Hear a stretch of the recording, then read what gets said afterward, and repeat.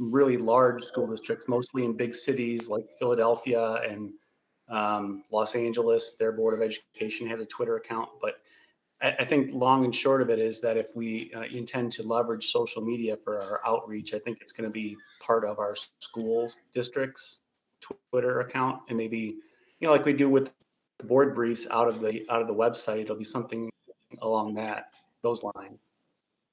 So it doesn't seem like a lot of boards are leveraging Twitter themselves, but rather just kind of using the district's Twitter account.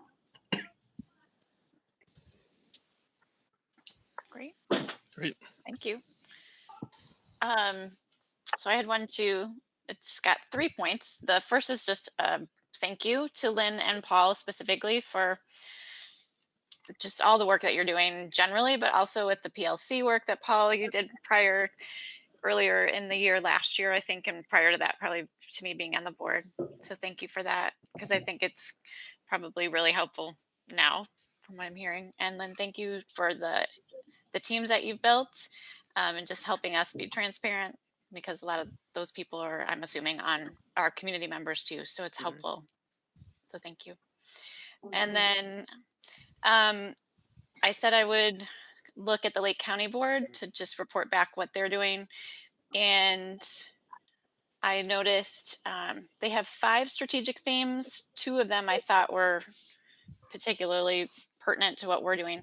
And those are, I tried to look through the lenses of equity and sustainability, because those are things that the people I know care about. And so, so in terms of equity, they have, again, 5 strategic themes, and one of them I think is aligned with our equity work, and that's to advance an integrated data-driven justice system. So I don't know the nuts and bolts of what that entails yet, but I thought that was interesting from the equity standpoint. And then the other one is to promote a sustainable environment. They have a lot going on, but just the headline this morning in the Herald talked about water. Lake County stands to get, I think, 100, I don't want to say the number, but a lot of money for stormwater management. And then there's also solar panels and food waste, the food scrap program. So there's a lot of different areas that overlap with some of the things that we've talked about, especially the solar panels. And then I also, talked with John Wasick, and he said that we should focus on the Greenest Region Compact, which is, if you're not familiar, it's a coalition of 130 communities, and it's the largest regional sustainability collaborative for municipalities in the whole country. So I started taking a look at that. I haven't landed anywhere with that. And that's my next step, because I'm wondering if there might be some overlap in what the Greenest Region Compact advises, and that's something that Grays Lake, Haynesville, and Brown Lake Beach are all a part of. There might be some overlap there. And then especially with the Huntley district, I can't remember the name, but from the III, they enjoyed quite a number of cost savings as a result of their work in sustainability. So that's my next step, is to kind of look for the overlap there, and I'll report back on that next time. And then the third thing is that the IASB book club meets on June 12th, and the book is this one. I don't know if you can see, but it's the Governance Core. So if anyone's wanting kind of a high level look at that and some contact with other people who are new to boards, I thought that might be an interesting thing to do. So that's it. Wonderful. Thank you. I just have one thing. Usually about this time, we're gearing up for the staff appreciation and retirement dinner. Obviously, we're not going to be able to put that on at this point, so I want to just recognize those teachers and staff that are getting ready to retire. Tell them thank you for their time in the district, and also thank the teachers for their work this year.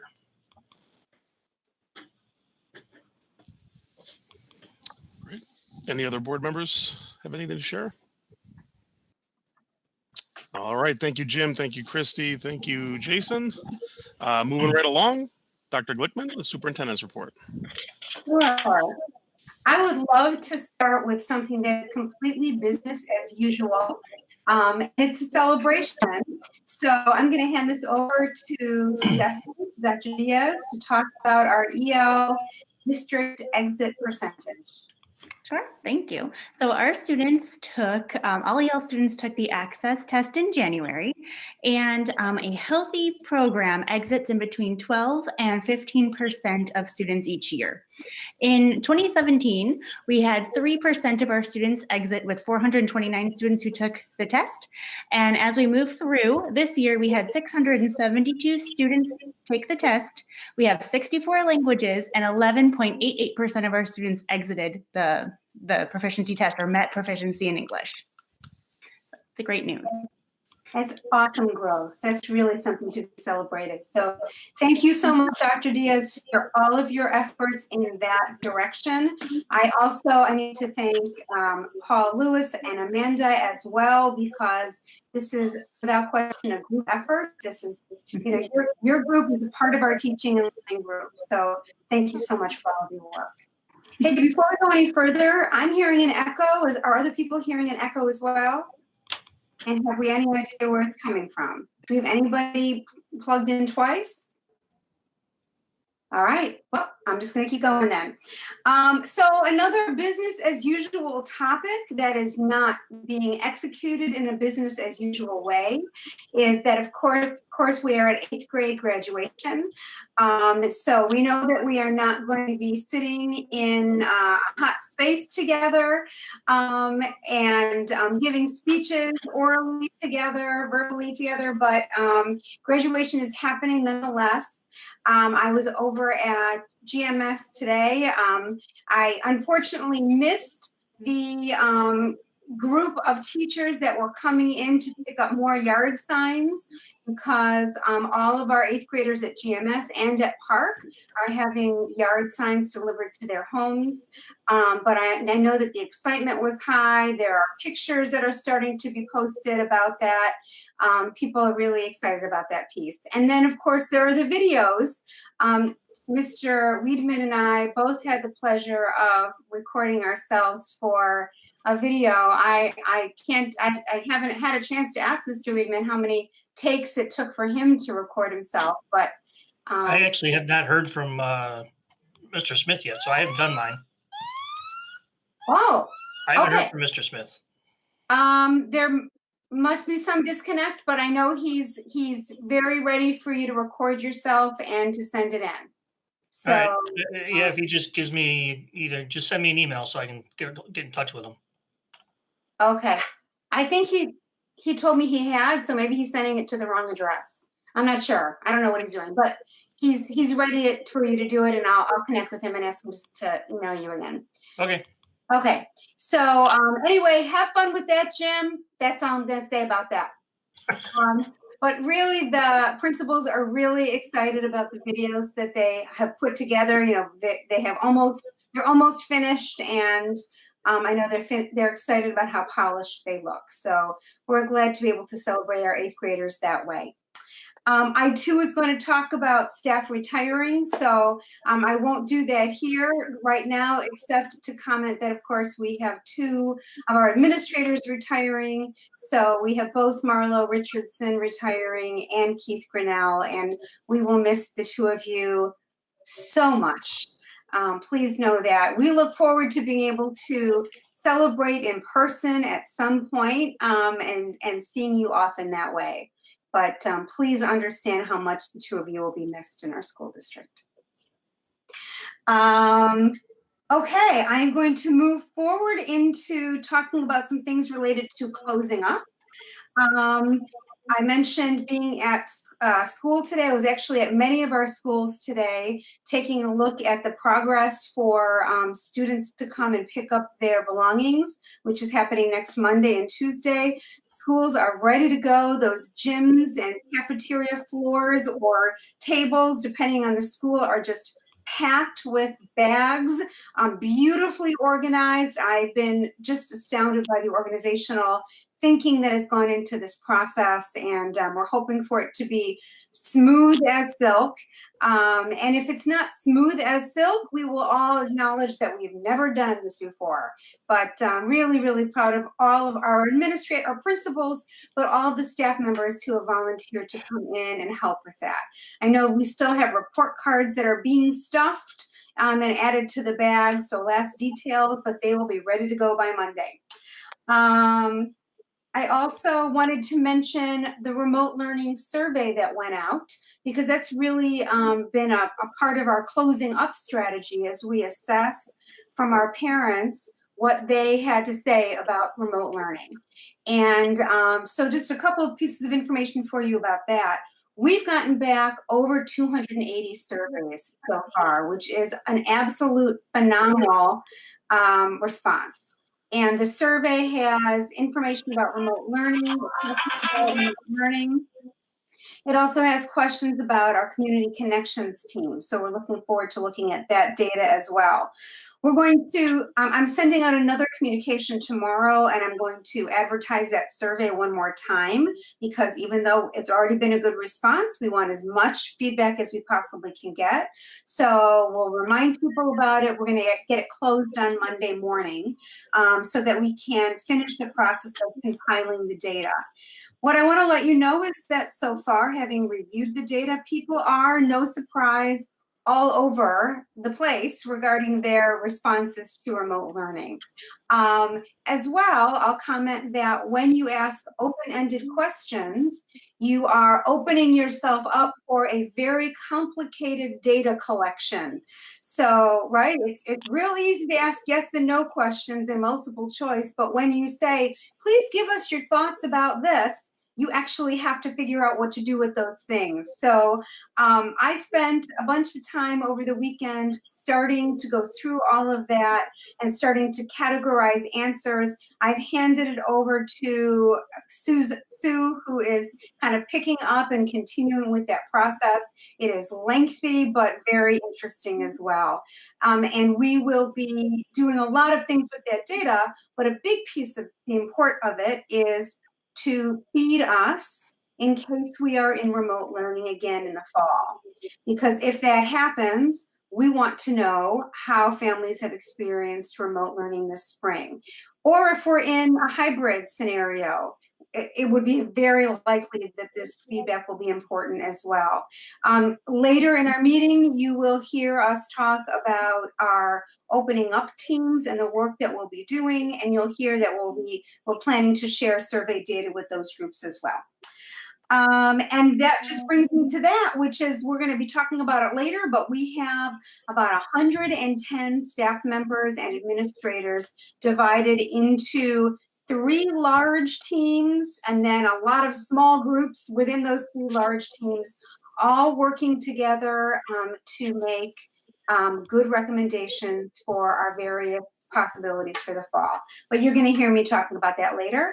And that brings me to the end of the superintendent's report. All right. Thank you, Dr. Glickman. Next on the list is committee reports. We have the Community Engagement Committee and the Equity and Inclusion Committee. The Equity and Inclusion, I think, is meeting at a future date. Is that right?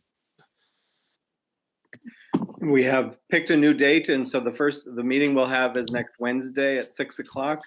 We have an agenda to really look at how this remote learning experience and equity fit together. So what are some lessons learned through this experience that would help us if we return to that, and any things we need to consider that happened during this time that we need to work on when fall returns. All right.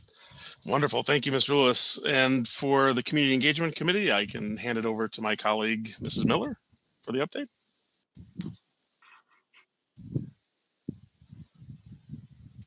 So Stephen and I are meeting, we're wrapping up 2, and just as a bit of a review, the Community Connections team was established right after COVID.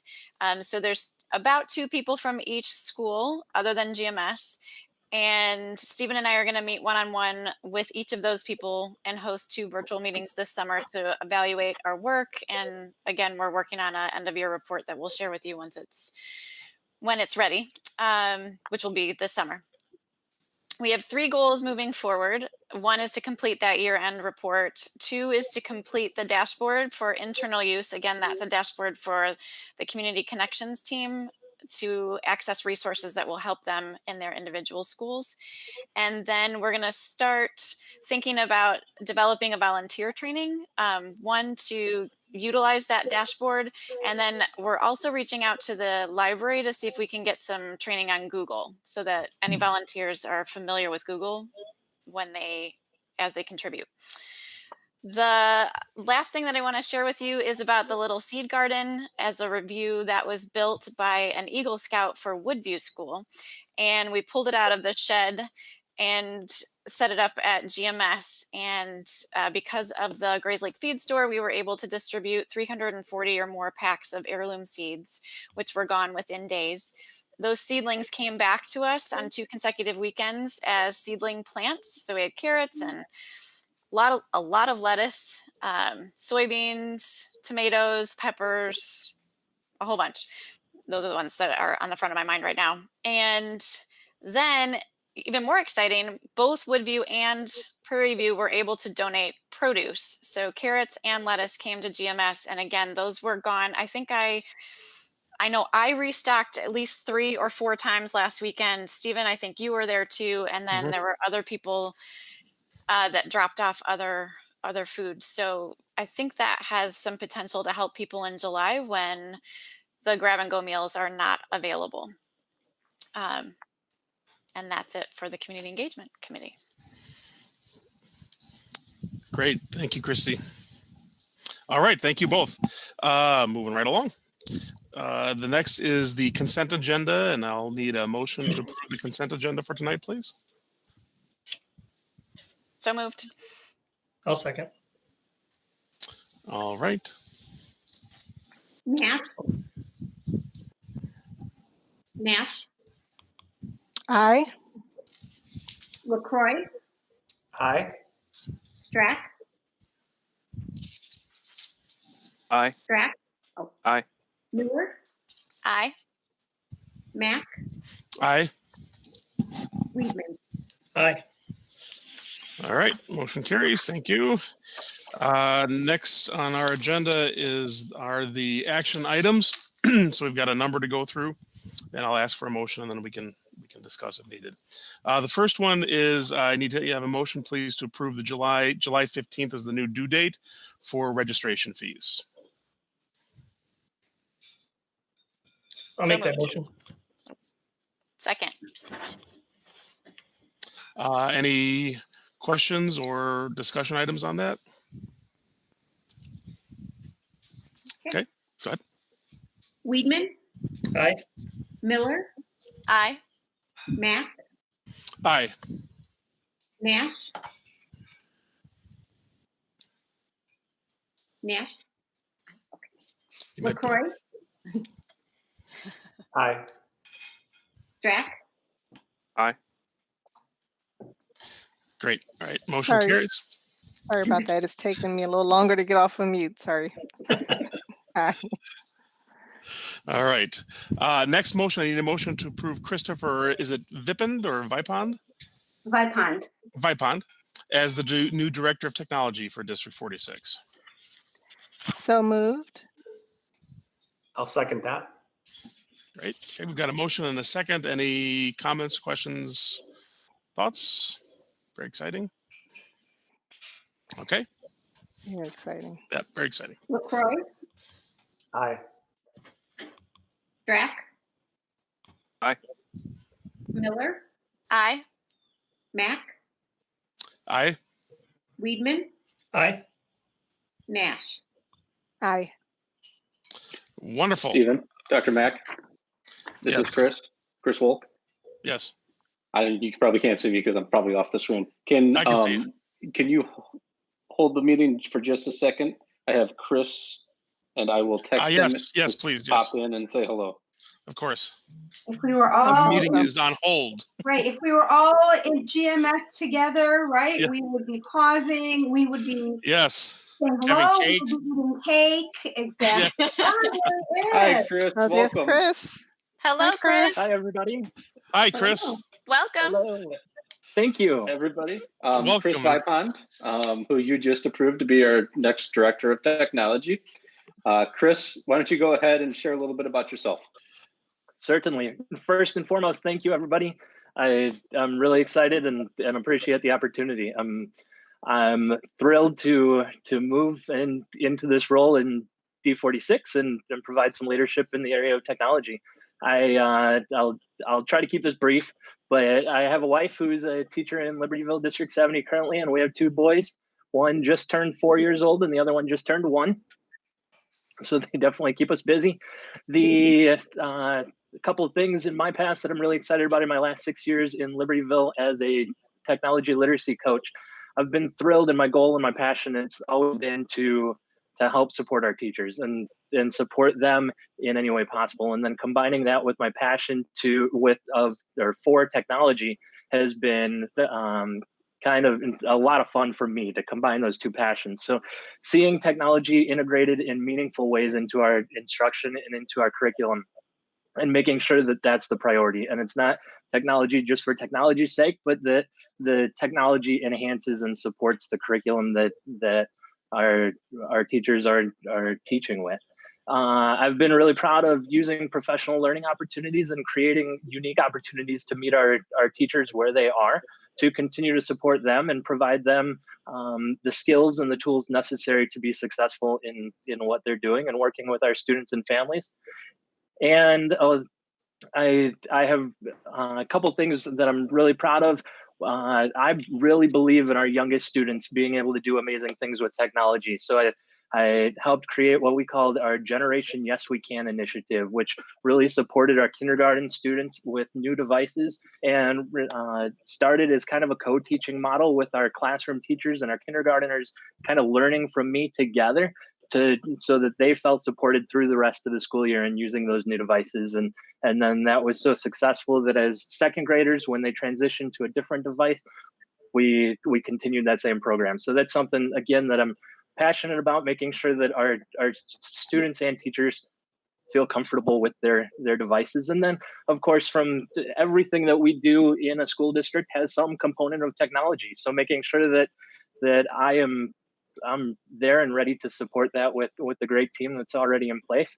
And I'm excited, and I appreciate the opportunity. Thank you all. Welcome. Well said. Welcome. Congratulations. Congratulations. Thank you. I'll share that Chris is so ready to get started that Paul and I are meeting with him tomorrow. So, Chris, we will see you tomorrow. Thank you so much for being with us tonight. Have a good rest of your evening. And we owe you a piece of cake. So I'll look forward to it. Honor our new administrators with cake. So one of these days, okay?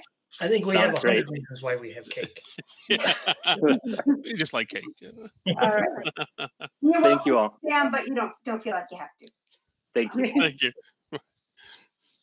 Wonderful. Congratulations to Christopher again. It'll be great to have him on the team. The next motion on our list is a motion to approve the 2020-2021 contract for Eric Detweiler, principal of Frederick School, as we've discussed. I'll need a motion. I'll move. Second. Okay, we've got a motion and a second. Any questions or discussion? Okay. Track. Aye. Mac. Aye. LaCroix. Aye. Miller. Aye. Nash. Aye. Weedman. Aye. All right, motion approved. And the final action item on the list is the motion to approve the resolution to establish the fiscal year and authorize the development of the 2021 fiscal year budget. Could I have a motion for that, please? I'll move. So moved. Second. Or I'll second. Either way. All right, any questions, comments on that? All right, hearing none. Mac. Aye. Track. Aye. Miller. Aye. LaCroix. Aye. Weedman. Aye. Nash. Aye. All right, great. Motion carries. Thank you, everybody. Moving on to the unfinished business section of our agenda, we have the continued discussion regarding the cash flow projections. So I'll turn that over to Mary and John. Yes, thank you. Good evening, everyone. Again, we continue the conversation around the district's cash flow and projections as we move into the end of the fiscal year and the start of the next fiscal year. As you recall, at the last board meeting earlier in May, we talked about new information related to property taxes. And just for a quick review, the payment cycle was modified by an ordinance approved by the Lake County Board, essentially creating a 4 installment payment cycle. Payments are now due June 8th, August 9th, September 8th, and November 9th. However, it's important to remember that this new installment cycle does not apply to those who pay out of escrow. So mortgage companies will continue to submit their payments per the original pay cycle in June and September. Last week on Thursday, on May 21st, the district did receive our first distribution of the 2019 Levy Collection of $2.5 million. As you know, we are expecting a slower collection rate due to the 4 payment cycle for homeowners who do not pay into escrow. And we are assuming roughly 70% of the first installment will be received by June 30th. And just as a point of reference, last year, 98% was received by June 30th. So that's that differential in cash that we're closely monitoring as we approach the end of the fiscal year. The big news really is in state funding. If you were like me, you were checking the Twitter feed all last week and into the weekend to see what happened, and it's good news. So I'll just cut to the chase. It is good news. The governor did call the state legislature back for a special session, if you will, for just 3 days, although it did linger into the weekend. And the General Assembly approved fiscal year 21 budget. And Senate Bill 264 specifies funding for K-12 education equal to the current year appropriation. And this is frankly the best news school districts in the state of Illinois could have received, given the revenue shortfall that the state is expected to feel as we move from this fiscal year into the next, and given the impact of the shutdown to the economy due to COVID-19. So what does that mean? What does it mean for our school district for the next budget year? EBF, evidence-based funding, there will be no new money. No additional tier money has been appropriated for fiscal year 21. So the district can expect to be held harmless and receive $13.5 million in fiscal year 21, which is equal to the current year base funding minimum plus the additional tier money. So in fiscal year 20, the current year, we received $12.5 million in base funding plus $1 million in additional tier money. Next year, we're held harmless and we will receive the total 13.5. So equal funding per the evidence-based line item for fiscal year 20 to 21. Are there any questions about EBF? No. Okay. Mandated categoricals. Senate Bill 264 also includes level funding for mandated categorical payments to school districts, which is also good news. Mandated categoricals is essentially the transportation reimbursement for regular transportation and for special education transportation and for the special education private placements. So you probably are wondering, how does the state do this when we know of the revenue shortfalls that the state has projected? Governor Pritzker has been very clear in sharing the challenges at the state level for this year and next. And what it comes down to is a plan to accomplish this through federal assistance. The budget is predicated on a $5 billion loan from the Federal Reserve program. And this loan is in essence a bridge loan. And that is a bridge from the time the funds are needed to the time that the U.S. Congress is expected to come through with an aid package for state governments. So while we're pleased for school districts in the state of Illinois that we do have level funding year to year, that this is the big assumption here that the U.S. Congress will come through with an aid package that's adequate, and that the $5 billion loan through the Federal Reserve program can be paid back once this aid comes through. Are there any questions about this new information from the state legislature? Okay. Moving on then, what does this all mean for the school district?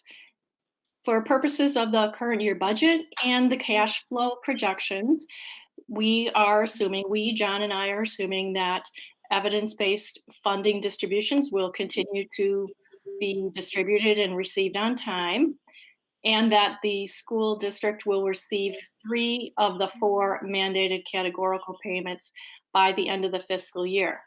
I will tell you that in monitoring the individual funds, the cash balances within each of the 9 individual funds, I am concerned about the transportation fund. If by chance the Illinois Comptroller does not release the 3rd quarterly payment that's already been vouchered by the Illinois State Board of Education, the transportation fund will be short cash. And we do have several tools available to the school district to remedy that. The first one is a resolution where we transfer interest earnings from one fund to another fund. I understand that last year the Board of Education did approve a resolution such as this for a transfer of interest earnings, and that you can expect to be brought forward by administration in June for your consideration. If interest earnings are not enough, I would also suggest that the Board of Education consider approving by resolution a loan from the education fund to the transportation fund. This is 3-year loans, so that would mean that the transportation fund would then need to reimburse the education fund within a 3-year time period. More fine tuning will be accomplished between now and the June 10th Board of Education meeting as we gather all of our invoices and ensure we understand what will be paid by June 30th. And we want to be cautious and cover the cash needs in the transportation fund, given the potential that the comptroller may not release those payments until July. Are there any questions about this? Okay. In total, the district cash is in a very strong position. When we first began these conversations about the cash flow, we were considering a worst case and a most likely case. We initiated that most likely at about 90% of the first installment. We've ratcheted that down to 70% given the 4 installment cycle for property taxes. We had been also reporting what we've called the worst case, meaning 50%. I no longer feel that it's necessary to bring to the board this worst case scenario of the 50% installment. We now have enough information. We know what the property tax cycle is. And now that we have information from the state of Illinois, from the General Assembly about appropriations for education for next year, we are working with more factual information than we were when we first began these conversations. Are there any remaining questions about cash and projections? No. Thank you. Thank you, Mary. The next item on our unfinished business list is the opening up teams update that Dr. Glickman mentioned earlier. Yes, so I'm going to start sharing information and then we'll be handing it off in a little bit to Paul and to Heather, who are also co-facilitating this team with me. I have a presentation that we're going to share, which means I'm going to need to share my screen. So let's see how I do. Just a moment.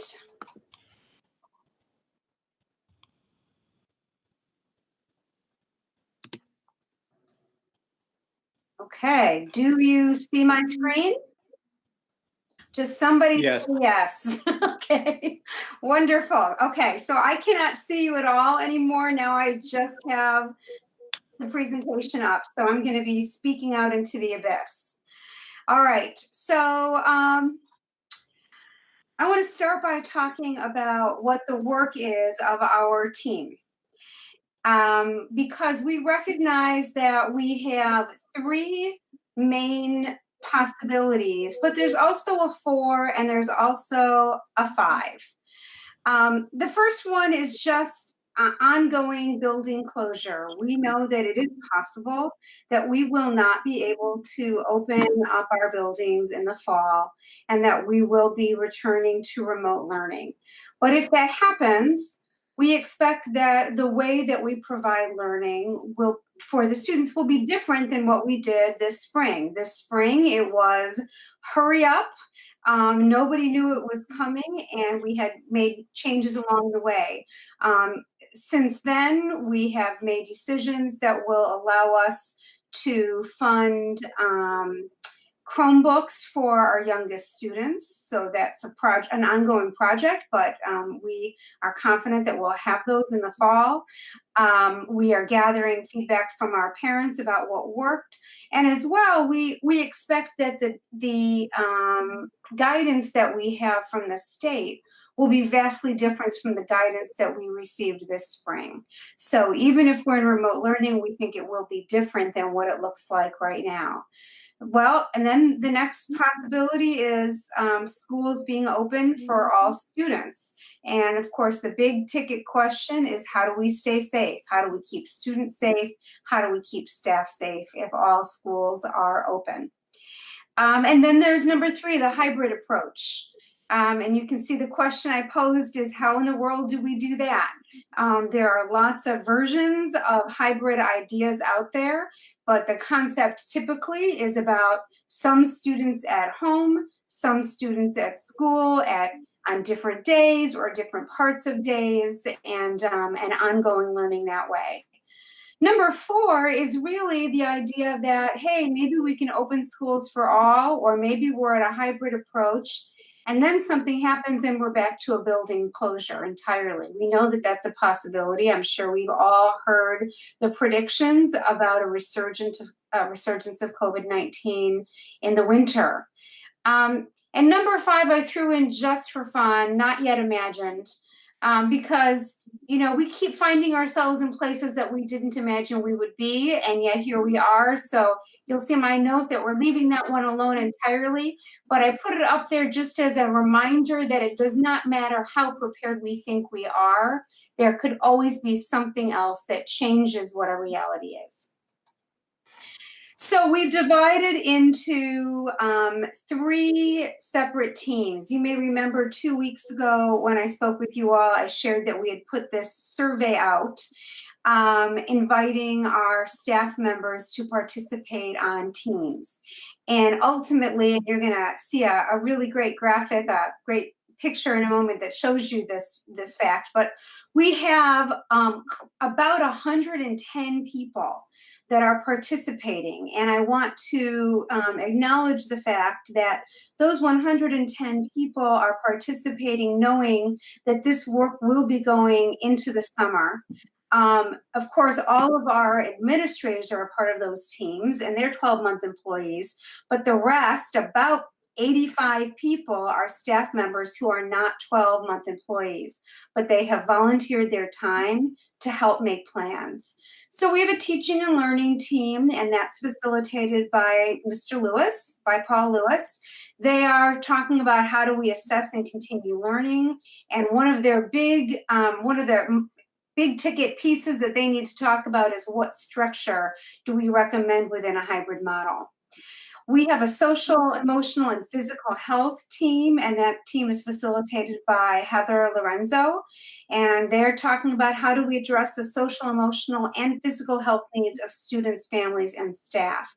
And then I'm facilitating the operations, facilities, and social distancing team, which is all about how do we stay safe. We, at our very first meeting, we talked about what's our work. And, you know, there's a big difference between what we are doing and what we're not doing. You can see in that what we are column, there's a whole lot of considering and researching and proposing and planning and communicating. What we're not doing on the right is rushing or deciding. And I want to just break those apart for you for a quick moment. We know that people are eager for a plan, knowing what's going to happen. Believe me, I'm the recipient of plenty of emails from people who have really good reasons to care very deeply about what is our plan for the fall. But we know that things just keep changing. As well, we need to be prepared for the information that we may get from the Illinois State Board of Education, from our state governor, that will help us when we have that information so that we know what we can do, but we know that it is unlikely that we are actually making the firm decisions on our own. And I want to comment here that as recently as I would say at the end of last week, many of us got the news that, hey, it's very likely that ISB will share guidance June 1st, next Monday. Now, whether it will for sure come next Monday or not, I don't know. You know, ISBE also has, you know, many pieces along the way that halt them, and we understand that. And even if it does come next Monday, June 1st, we don't know how detailed it will be. We don't know what the parameters will be. So we're all very eager to be able to see that. I wanted to share this schedule with you so that you can see kind of the constant feedback loop that we have. So our three teams are meeting every Tuesday from 10 to 12. We started last week. This Tuesday was our second meeting. We're skipping next week as we are so busy closing up our schools, and then we're right back at it on June 9th. Sometimes we're meeting in our three teams. Sometimes those teams are subdividing, and sometimes we'll be back together as a whole team. The next meeting on the very next day, Paul and Heather and I get together, and in many cases, we'll be bringing in other leaders as well to those meetings. And the point of those meetings is that we are not working in silos. So we have these three teams going, but we all have to be moving in the same direction. Just today, the three of us met, talked about what happened yesterday in our teams, in our meetings, and also planned what we were going to be talking with you about tonight. And we discovered that indeed there were about 6 or 7 topics that were discussed in at least 2 of the groups. And so that wasn't a signal that, hey, one group needs to stop talking about that and another, you know, it belongs to somewhere else. It was really more right now just an acknowledgement that there is overlap and that we need to continue marrying those topics together. Then starting next week, I think it is, we're going to be going to weekly union administration meetings. I'm very glad to tell you that we have all of our union leadership is participating in these teams. We have union leaders on each one of the 3 teams that we'll be talking about in a little bit, but we're also going to get together about once a week to see where the hiccups are. What are the things that we have to work on together to make sure that we are aligned? And then I commit to continuing to bring you agenda, a reoccurring agenda item with this presentation. And then as we go and as appropriate, we will be doing parent updates through the emails that I will send out. So by the way, I'm sending out an email tomorrow. It is far from the last time our parents will be hearing from me over the summer. We'll be keeping them informed as well. So with great thanks to Leslie, who took a screenshot and then turned it into a poster for us. This is what 104 CCSD 46 staff members planning for the future looks like. So she took this screenshot on our very first meeting when we were all together. I think it's incredibly powerful to see all of these faces, you know, participating, choosing to volunteer to help make a difference for what happens for all of us in the fall.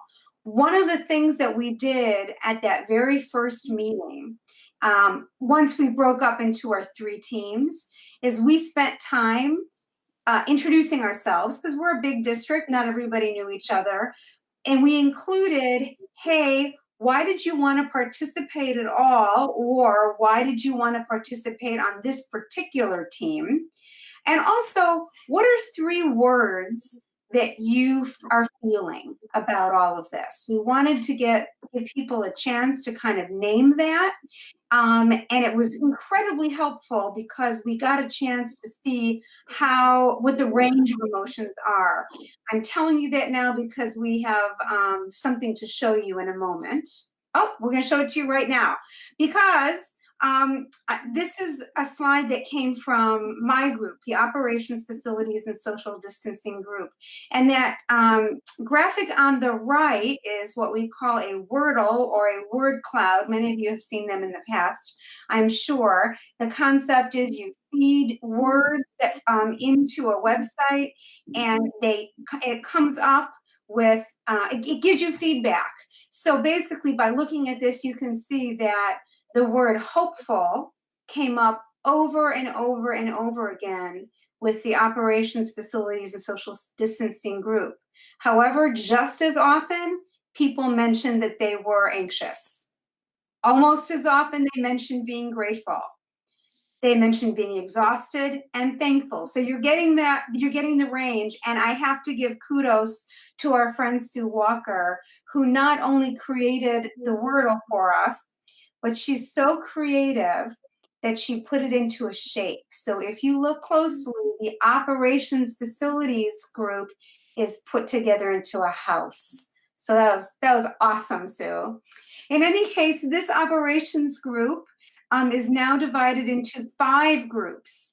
And each one of these groups it has a group leader. Because obviously I can't be in all of them. We have one group that's talking about food service, transportation, and financial concerns. One group that's talking about personnel, calendar, and visitors to schools. One group that's talking about learning spaces, social distancing, and student movement. A 4th group talking about technology needs and communication. And finally, a facilities, PPE, and school office group. And again, each one of those groups is responsible for considering the questions and making recommendations regarding the possibility of remote learning, the possibility of all of us on site together, and also the possibility of a hybrid approach. So yesterday we really got started, and I just want to share with you an overview of what this team was doing. So there were 2 big themes that came out for all 5 of those groups. One is that we are awaiting those ISB guidelines. We all know that that's going to be important. It's going to help focus us. We also acknowledge that the number of students, that if we're able to open up at all, the number of students allowed on site determines many of the other recommendations that this group will make and other groups will make as well. So this team also considered some big picture topics like changes to the calendar. You know, you're going to hear us talk later about, excuse me, bringing forth next year's calendar again, because it looks like we need to make changes to it in relation to legislation over the weekend that will bring us a day off, a school holiday, a state holiday on election day. But this team also talked about more significant changes to the calendar that might help us be able to be on site and be off site during a time when we are predicted to have more illness come. Big picture topics like the importance of PPE. What do we need? Where do we get it? Cleaning schedules and how do we get all of that cleaning done, in a much heightened way? Where are we teaching? If we can't have as many students on site as we are used to having, and that very likely is the case, how are we managing that within the buildings that we have? We are wondering about IEP accommodations while social distancing. So those are some of the big picture topics that my team is talking about. There are also smaller detail topics. Here are some examples. How are 6 students picked up if visitors can't enter the buildings? Because we talked about not allowing visitors to come in. That's a possibility. How do we support our new hires? How do we do safety drills? I share these with you because along with the really big important things, we have to drill down eventually and get to those smaller details as well. So that in a nutshell is what the Operations Facilities Social Distancing team is doing. And I'm going to hand it over to Paul to talk about teaching and learning.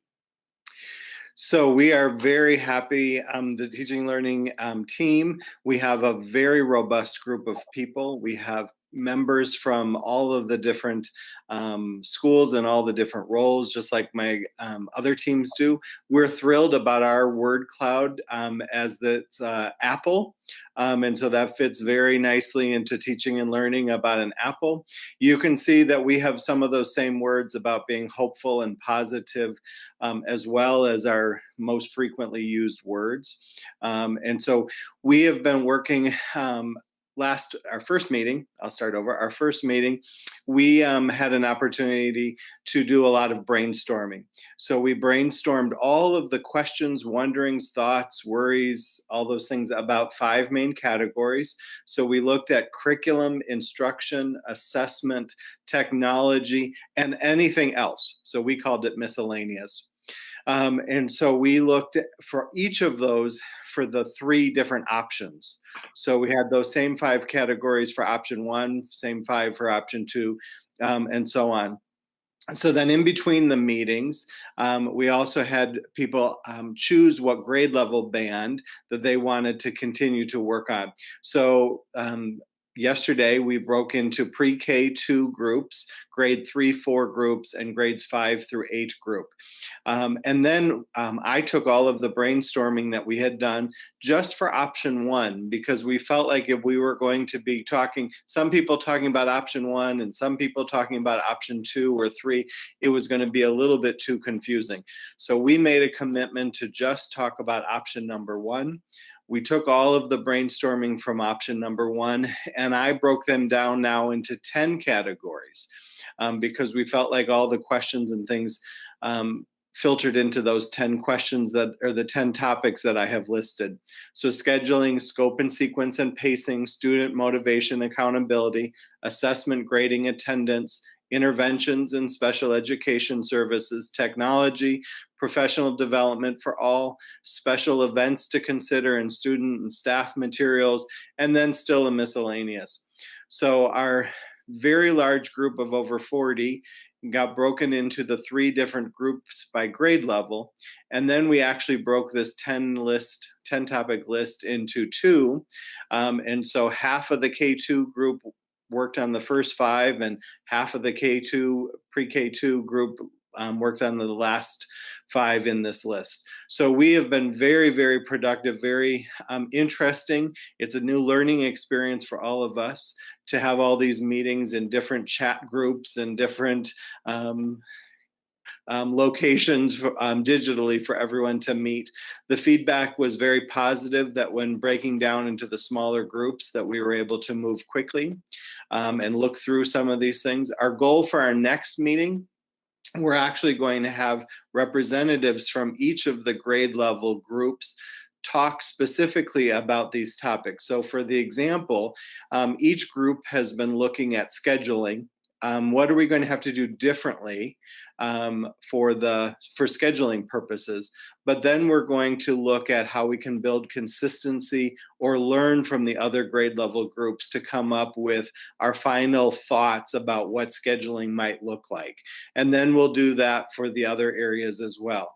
So I'm picturing that we'll have a number of groups working again next week at our next meeting, not next week, to continue with our focus on teaching and learning. And when we feel like we've had enough about option 1, we'll start this whole process again with option 2, unless or until we get more information that those options are going to be different or whatever the state guidance is going to provide to us at that moment. The team is amazing. They're very committed. There's emotions all over the place because one topic can have very different responses from staff. Some are excited about it, some are nervous about it, some are very hopeful, as the wordle suggests. But we're all trying to dig in and figure out what's going to be the best that we can offer our students and staff and families, all those things. Thanks, Paul. And now we'll move on to Heather. Good evening, everybody. I hope you can hear me. I am so grateful for Susan Walker because we have a heart. Sorry, because hold on. Wait, back to the heart. Okay. It was a heart for you. And it kind of really summarizes the group. It's very much the feeling group, which is very uncomfortable territory for some, but very eager territory for the group members that I have. And I also had to celebrate that hopeful was our biggest word as well, but mixed in there, anxious is in there. As you can imagine, for a feeling group, they're sad for their students and the dynamics that are going on, but you also have grateful, we have exhausted, and I was excited to see that there's some gratitude and appreciation or appreciated in there, because we want our educators to feel appreciated despite their exhaustion during these difficult times. I have to celebrate, and I had to celebrate with our team at the end of yesterday, that in every conversation over the last 2 planning days, it's centered around the idea that our team's work is everybody's responsibility. I didn't hear a lot of pawning it off on different subpopulations of people. Everyone who walks through our doors is responsibility for the other people that walk through our doors. So that's been the center of all of our concepts and our conversations. The first day we started out with a brainstorm, and again, getting to know each other. And they just went at just putting all of their ideas down in all of the areas that we wanted to talk about. And that brings us to yesterday, where we decided to shift our focus in, instead of doing just different models, we would focus on one model like the teaching and learning and operations groups did. But we would break out into subgroups, one being the staff group, one being the students focused, and one being community/environment. Our group is made up of general educators, as well as special education, pupil service, resource personnel, as well as the nursing crew. So we have some nice expertise from all areas addressing the social, emotional, and physical health of our district community. So yesterday's work, we started actually together, and I did an overview on the trauma-informed practice work and the implications for stress from a chemical and brain biology standpoint. So we had a common vocabulary and foundation of what the implications are for students and staff that are enduring really uncertain times, and being cognizant of that as we move forward in our planning. We decided to focus on the brick and mortar full back to school model. We felt like that should be the foundation of our work, and then we would modify out with the other models. With the subgroup areas, each area, so I'm just going to summarize staff first. The sub areas included training, supports, and common messaging. What is our message to our staff? What kind of supports do they need emotionally, or so just in the social emotional sector, or what kind of training needs would they have to support the students and families when we return. I asked each of the groups to create guiding beliefs that would drive some of the decisions in those sub areas. And some of those included for staff that we needed to stay focused on flexibility and having understanding, having consistent expectations, and eliminate untruths and focus on necessary facts. And our next steps as a team we were considering a survey for our staff that would be anonymous, so they felt safe to share feelings, and separate out by grade band. So it could be really focused. We recognize that different staff members at different levels would have different experiences by design. The other thing we talked about with staff is that there's a lot of fear surrounding some of the models, specifically when we have inconsistencies from surrounding areas or even parents, that our teachers who have little children at home that need childcare and have to figure out how that would work in their home while teaching if they were to return to a brick and mortar or even a hybrid model. So there's some stress there on our first day, just surrounding that topic. For students, we talked about teaching supports and messaging for them as well.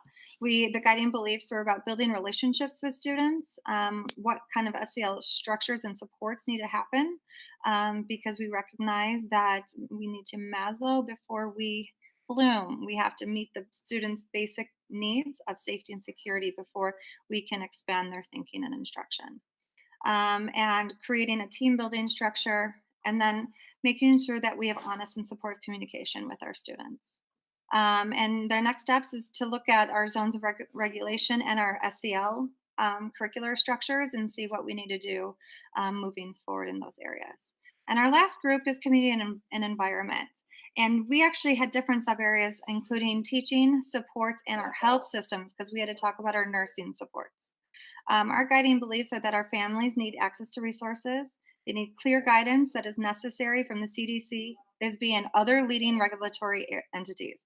We recognize that there's a lot of families in our community system that have different belief systems surrounding our pandemic, and we are going to stay committed to the guidance that we have to follow and let that be what is our driving force in our district. And our next steps, I should say that we also recognize that our families should feel safe in our school. Our next steps are to review the CDC guidelines. It's quite robust, so we want to make sure we dive in there nice and deeply. Examine procedures surrounding other districts, so we can make sure there's some continuity there, and prioritize our goals and action steps.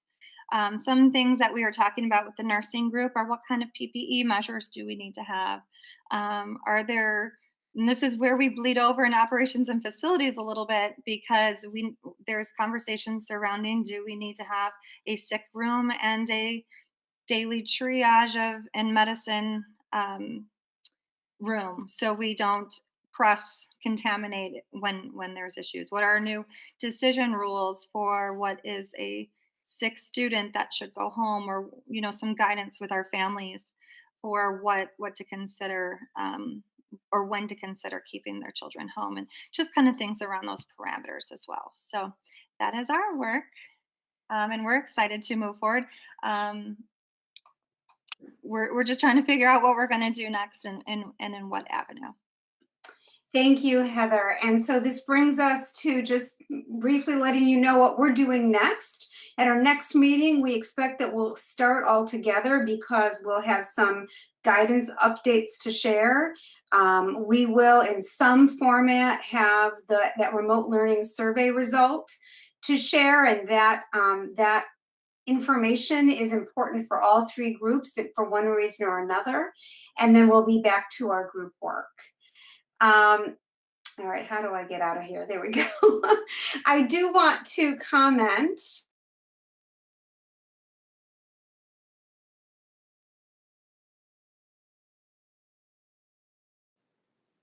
Whoops. I think we There may we have is, Lynn. lost Lynn. I think so. That hang up button looks exactly like the mute button. We'll wait for a moment. I wish I knew what she wanted to make the last comment about. We hadn't practiced that. Right. The teams have been very, very willing to be, to help. They're bringing lots of ideas. We're trying to solve issues along the way as well. And so I think that's been helpful. And I see that Dr. Glickman is back. Yeah, I think, did I say I do want to comment and then disappear? Yeah. Awesome. I don't even want to, there are so many jokes involved in that. So let's just let them go. I did just want to comment that I think that having this many people is remarkable. And I'm involved in, a variety of superintendent groups. And every time I say, yeah, we have like 110 people working on this, people look at me like, first of all, are you crazy? And also, how did you get that? Because as I've talked to other districts, there are some districts where they're frankly, and this is well understood, I'm not being critical at all, they're kind of waiting. They're exhausted right now from wrapping up, and they're just kind of waiting for some guidance. I've heard of districts where a very, very small team has come together and they're working on details, and then they're going to share it out, maybe get some feedback. I know of a district where somebody literally sat in an office by that person's self and wrote a plan. When we started talking about this with the union, we said, hey, we want to keep the group small enough to be manageable. And we all shook our head. Yes, that's what makes sense. But when you have 110 people say, I want to be involved, you don't turn anybody away. And I truly believe that, even though we may end up, excuse me, in a similar place than we might have, without so many people, the process that we're going through is what really is going to make the difference for how we move ahead, because we will have had so many people in all of our schools a part of the decision making. And actually, I have to backtrack, because when I said to you, we might end up in the same place, the truth is I don't really believe that. In our meeting yesterday, just listening to people talk about not just their feelings, but their knowledge because of other pieces of their lives is adding so much to our group. So people who have college students, we're talking about what the colleges are doing. Many other people didn't know that. People who have spouses who are in other industries, we're talking about what their industries are doing. So all of that knowledge is feeding our teams, and I think makes an enormous difference. So we will be back to you in 2 weeks with more information. Probably it won't be that long that time, because you already will have a background. And does anybody have any questions? If I could, I just want to say Lynn's done a really nice job summarizing all of our work. Saying we are building the boat as we're in it. And we've been saying that over and over in my subgroups, just so we can remember that that's exactly what we're doing. So she's done excellent with that. Thank you. I just want to say thank you, because I think this is such an efficient, among many other things, it's such an efficient use of time, because what you build, you own. And it's, I think, fantastic that such a large core of people will own this when they're done. And it speaks to some of the goals we had even before COVID of one district, one direction. So thank you for creating us a system that probably is scalable too. So thank you. Yeah, and I want to add to that. I want to thank you for that. That was a fantastic presentation, and I would add too that, looking at those wordles, seeing anxious and overwhelmed as some of the words, those words can never be overshadowed by the positive words that also come out. And I think a lot of feelings that are going on right now is turning an event that has been really stressful into those positive opportunities for our district. And so I add 1,000 thanks to all of you for going through that. It's wonderful. Okay. Well, we'll be back to you again in 2 weeks. All right. And I think one more agenda item then. I think so. Yes. The last agenda item on our new business is the discussion of the curriculum resource for algebra. So I'm going to invite my colleague Amanda and I to share some information with you. We always want to come to the board when we're considering some new curriculum materials. And so we wanted to share that, you know, in the past, we had requested instructional materials for grades 6 through 8, and we're using a program called Carnegie Learning. And so we had purposely left off materials for the algebra and the geometry classes when we were looking at the Carnegie, because their materials weren't ready yet. They were going through a complete revision and a complete redo of all of their algebra and geometry resources. So you may remember that last year we came to you with a request for a 1-year option to use some materials called Springboard. While we thought they were fine, we've had multiple meetings this year, and we were able to review the Carnegie materials, and we felt like it was a better transition for students to go from Carnegie 6th through 8th grade materials right into a Carnegie algebra experience. So we're coming to you with a request for a 1-year adoption of a new program, new resource for algebra students. And I have been saying algebra and geometry, but we're really comfortable with the algebra one, and we want a little bit more time. We feel like the materials that we have for geometry are doing well, and we feel like they match nicely with the high school. So at the moment, we didn't feel like we had a major need for geometry. So I'm appreciative that the team is who was involved really were being very, very thoughtful. Amanda, I wanted you to jump in if I'm missing something.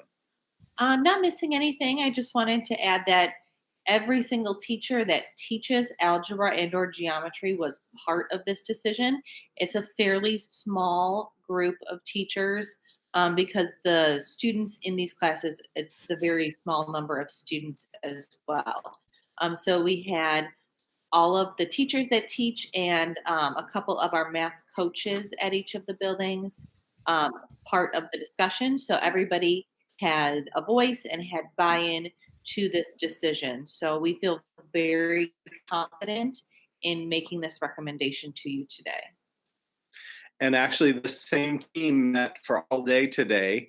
And Amanda and I were both able to join them at various times throughout the day. So they were looking at how to modify our scope and sequence document. You hear me use that word a lot. It's very important to us for building consistency across all the classrooms. So they were working on that. They were looking at the new resources again. We were able to get them digital access to everything. The paper copies are coming upon approval. We also filled out this form that was in your packet called the Major Impact form. And that form is really for things that are much more costly.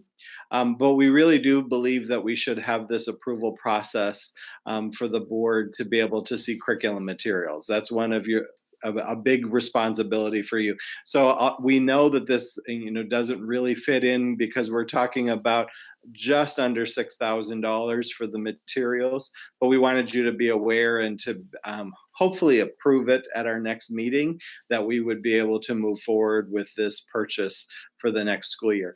This is a completely digital program. Just so you're fully aware, we do have paper copies of the student book, a small number in every teacher's classroom who teaches algebra.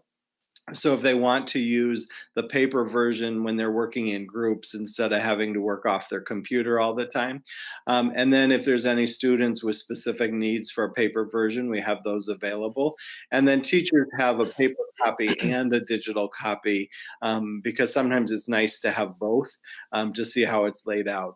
So that's what this proposal is for. Amanda and I are very glad to respond to any questions or wonderings. Hey, Paul, it's Tamika. So, really nice job. I certainly appreciate the transparency, and it sounds like the team you and Amanda took a very inclusive and methodical approach to evaluating the options that'll be put forth before the board. And I also like the idea of just having those stakeholders, those teachers, algebra, geometry teachers, baked into the process, so we have some allies, some champions for this initiative that we have going forward. So kudos there. The thought that came to my mind, and I don't know how, if this is possible to integrate, but it's just kind of like, gnawing at me over at the side of my overgrown hair at the moment is with our partnership with CLC. Is there an opportunity to maybe tap into additional resources that they have? So I know that, with the comparison, we felt like the Carnegie tool kind of allowed for a more seamless transition. But if there were some benefits with the alternative that we thought, hey, maybe we could lift and shift or pick at a few of those options, could we tag in our partners at CLC, engage in conversation to see what, if anything, we could leverage by way of that partnership? I think it's a great idea. So we'll continue to look at that. I will share that our first partnership was with our high school district. So we identified a few areas of the curriculum, specifically in algebra and geometry, that the teachers needed some extra support. So we actually had the math division chair from the high school district come over and do professional development this year with us, specifically about probability, because that was an area that some staff weren't necessarily as comfortable as some of the other areas. So we are always looking for resources, and I'm confident that if we had areas that our staff needed more support or some suggestions, that the CLC team would be willing to support us in any way that we ask. So I appreciate that suggestion again. Sure. Thanks, and nice work. So if there aren't any other questions, we're hoping that we would put this back on the next agenda for an approval so that we can get those materials and access ordered so that we're fully ready for the beginning of the school year. We purposely did not ask for a multi-year contract. You may remember that we did a multi-year contract for the grades 6 through 8 because we had a pretty stable number of kids that we would be paying for. And the algebra and geometry numbers fluctuate every year, and we don't want to lock ourselves in to having access points that we pay for every year that we don't need. I'm hoping I'm explaining that it makes sense to you. And also because we were buying very, very, very few of the materials, our discount was very minimal. So we weren't going to gain a whole lot, and we were going to have more loss than any of the potential benefits for asking for a potential longer term contract. And I'm sure my friends Mary and John are happy that we're being very conscious of making the best financial decisions about that kind of a subscription. Wonderful. Thank you, Paul. Any other comments or questions? Just, Stephen, if I may, a follow-up question for Paul, just based off of what he just shared. So, Paul, to your point with the fluctuations, is there the potential for students to share subscriptions should we find ourselves under projections, I'll say? So the good news is that it's very easy for us to add subscriptions. Okay. And so for that year, if we need to add them, and Amanda is usually the person who helps us coordinate that. We usually just call and get them added very quickly. We don't want to have, for example, 20 or 30 access points that we're not using that we're Sure. paying for. Yep. So we wanted to go on the lower end, and then as we need more, we can add more along the way. Amanda, would you have any clarity about that? I would like to say that we did our online numbers. We did have those just by about 5, so we do have about 5 to play with. But Okay. Carnegie in the past has always worked very nicely with us and been very generous with us. And they allow us to add students and then come back to us and say, you know, you're over by 3. We need to bill you for 3 more students. So it's not a process where it's, oh, we only have so many and we're ticking down the numbers. They let us put in as many students as we need. And if we're over the number of subscriptions or student materials that we purchased, they then say, you're over by this many and we need to bill you. So they've always been very generous with us in that respect and very understanding of the fact that numbers fluctuate and they want our students to have what they need to be successful. And then we'll worry about everything else on the back end. Perfect. Thank you. Great. Any other comments? Just a quick one. Paul, I went through the impact form that you sent on, and again, thank you for focusing on curriculum that's resourceful, that we're not buying more geometry curriculum that we don't need if what we have is working. I always appreciate that. And then I also love that the focus is on, of course, relevant curriculum and real world examples, but also collaboration. I know that's one of those 21st century learning skills that seems to be, especially now, very important. So thank you for focusing on those and communicating that to us. You're welcome.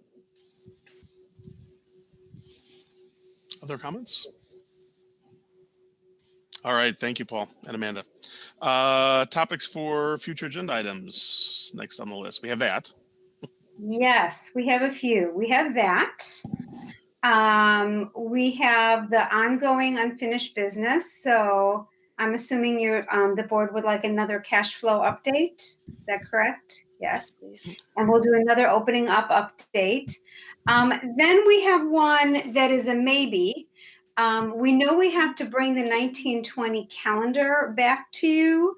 By the next board meeting, the school year will have actually ended one way or the other. No, we know how it's ending. So it will have ended, and I understand it is the practice to bring it back to the board after the year has ended to put on the final dates of the year. It might be next time. It might be this a little bit later. And the reason I tell you that is we don't need to just solidify, oh, next Tuesday is the last day of the year. But in fact, our calendar has changed significantly in terms of what we're calling the different days, like remote learning days and such. And we have to work with our ROE to make sure that we have a calendar that will be approved by the state. So whether we'll be ready for that by the next meeting or it'll have to be later in June, I'm not sure yet. Mary has a whole bunch of items to share with us for the next meeting. Okay, I'm off mute. Hello. At this time of year, there are traditionally a number of business as usual type to-dos that need to come before the board, and 4 of these 5 do fit into that category. So we'll just touch on these. The first is to approve the school district depositories for the upcoming fiscal year, and that's simply authorizing where we do our banking. The second one is to approve the yearly hazardous road conditions eligible for the transportation reimbursement. Again, that is an annual requirement to be submitted to the Illinois State Board of Education after the board concurs and approves the hazardous roads per the parameters.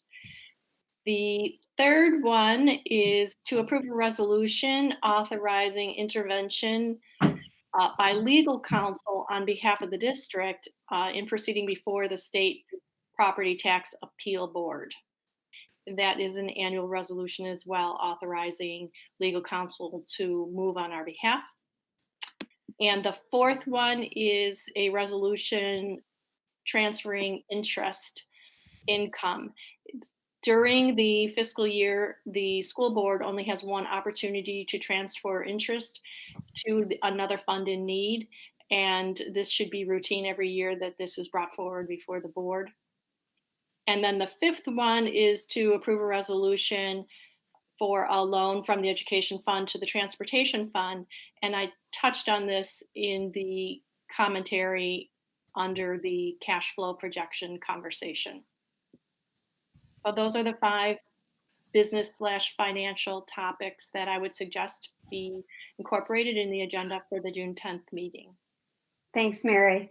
We also have a few other agenda items that wouldn't be for the next meeting, but I just want them to be on your radar. One is we're going to have to return to the 2021 calendar due to this change throughout our state regarding Election Day. So we need to do some planning and talking around that, and then we'll be bringing that back to you. Are you aware of that change as well? People are kind of looking at me funny. So that was one, and we'll talk about it more in the future, but that was something that came out of the updates at in Springfield last week, calling Election Day a state holiday and schools needing to be closed. So we have to work that into our calendar for next year. I also noted on kind of a revolving calendar that usually this time of year, the board will select delegates and an alternate for the tri-conference.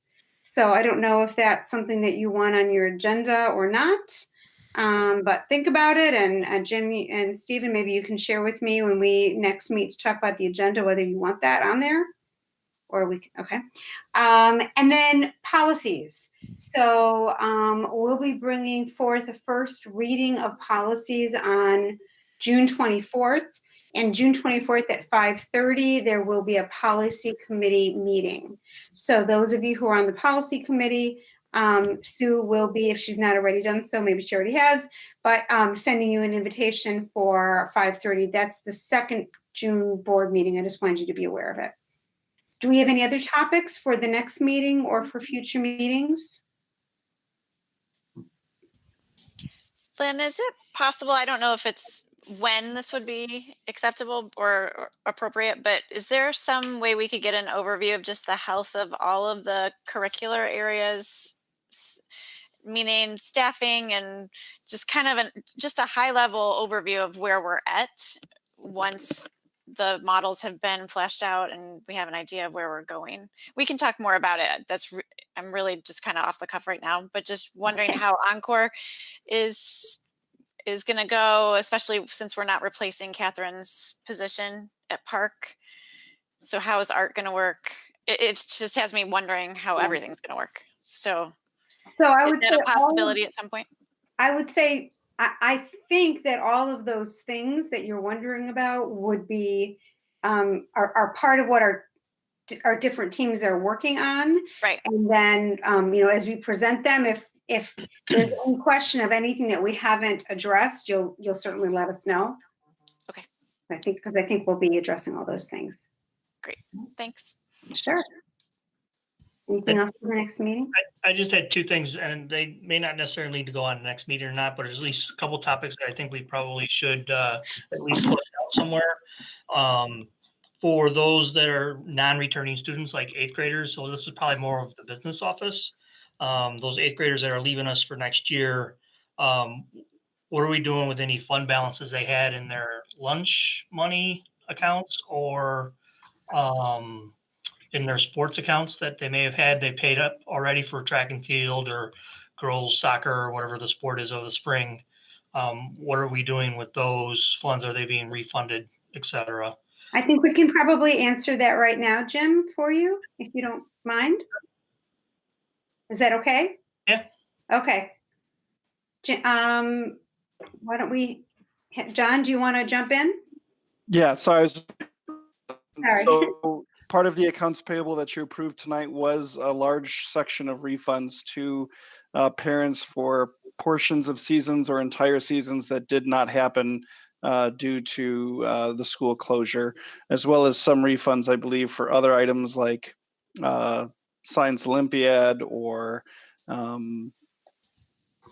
I saw, John, it just didn't seem like there was a lot that would seem to be enough to cover everybody that was in 8th grade. I could be wrong. I did see those in that report. I just wondered, what else there was going to happen there.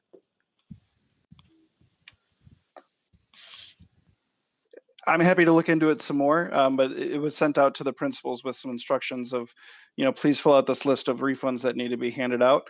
So we'll do some more internal looking at it to make sure that we've covered all the grounds and all the bases, and we'll have an update for you at the next board meeting. Okay, and then one more thing, which is also business office related, is if we can give a just kind of an update or an overview of where we're at as far as our building bonds that we took out in the late 90s. I know we have some of them that are coming up that are starting to either fall off or getting close to being fallen off. If we can kind of give, an update of, when they'll start falling off the tax rolls, what the end result was of us refinancing those, what was the dollar amount saved towards for the taxpayers, and an estimated time of when everything will be off.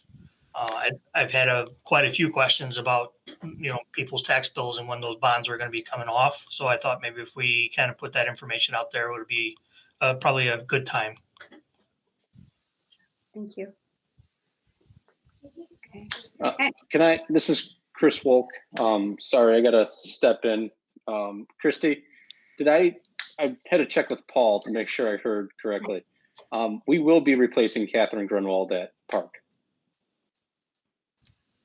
Okay. I know I was just, yeah. No, I knew that we weren't what I thought I knew, and that's why I'm asking, is that we had decided not to replace the retirees. So I didn't know the status of the art program at Park. Maybe that's a better way of saying it. I didn't know if we were not, I don't know where that stands. So I was just hoping for some sort of update. No, we're going to be replacing, when we go back to the staffing presentation, all those positions are going to be filled. It was class size. Some of the class sizes we, through attrition, we downsized some of our staff numbers. But art we're going to replace that art position at Park. Yes. Okay. I wonder if part of the question comes from comments we've made in the past about the fact that we are going to have fewer staff members, and because we have people retiring, because we have people retiring, we didn't have to RIF as many people. But when we have somebody who's an art teacher, we have to replace an art teacher. But if it's a third grade teacher, for example, who's retiring, and we don't need as many third grade teachers next year, that just helps with that situation. So I'm guessing that might be part of the story. That is absolutely part of it. And so Thank you for clarifying. And then it's still just the bigger, what is the art, and not just the art department, all the departments, what is the scope and sequence? And again, I'm throwing out a big net. I don't have I'm not leading anywhere at this point. I'm just curious where we're at in each of the curricular areas moving forward. And I think, Lynn, you're right that as the teams report back, that'll become more clear too. Okay. Thank you. Great. Any other comments, questions, additions? Do we have any public comments? I don't see anything on my end, but it's being monitored, I know.